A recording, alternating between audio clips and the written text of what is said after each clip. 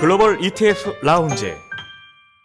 메모리 반도체 시장이 1분기를 저점으로 회복 국면에 접어든 것으로 보인다. D램과 낸드 플래시 재고가 5월 피크아웃에 진입한 것으로 확인됐다.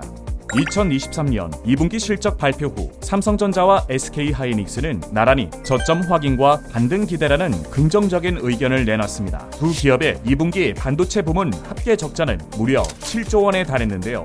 하지만 두 기업이 재고 정상화와 수익 개선을 위해 감산 조치를 취했고 그 결과 1분기 대비 개선세가 나타나면서 바닥론에 힘이 실리고 있습니다. 과연 메모리 반도체는 저점을 딛고 새로운 랠리를 시작하게 될까요? 반도체는 경기에 따라 업황이 달라지는 업종 중 하나입니다. 특히 IT 기업들의 수요에 따라 실적이 크게 변하게 되는데요. 반도체의 대표적인 수요처로는 PC, 스마트폰, 서버 등을 꼽을 수 있습니다. 팬데믹을 지나면서 반도체는 화랑 국면을 맞았습니다. 전 세계적으로 비대면 문화가 확산되면서 PC와 노트북, TV 수요가 급증했기 때문인데요. 하지만 팬데믹 버블이 꺼진 이후 수요가 급감하면서 과잉 재고에 시달리게 됐고 2022년은 굉장히 힘든 시기를 보내게 됐습니다. 스마트폰의 경우 인플레이션과 경기 침체로 소비자 구매력이 크게 떨어졌습니다. 이에 작년 하반기부터 적극적인 재고 조정이 시작됐는데요. 하지만 기대를 모았던 중국 리오프닝 여파가 실수요 부진으로 이어지면서 올해까지는 재고 소진이 발생할 것으로 보입니다.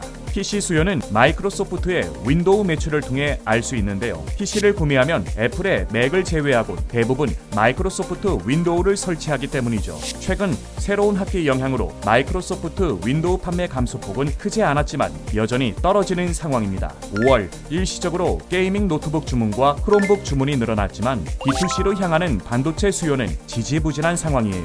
이처럼 반등을 확신할 수 있는 수치는 여전히 부족한 상황이지만 업황이 계속되고 있다는 긍정적인 시그널은 조금씩 나타나고 있습니다.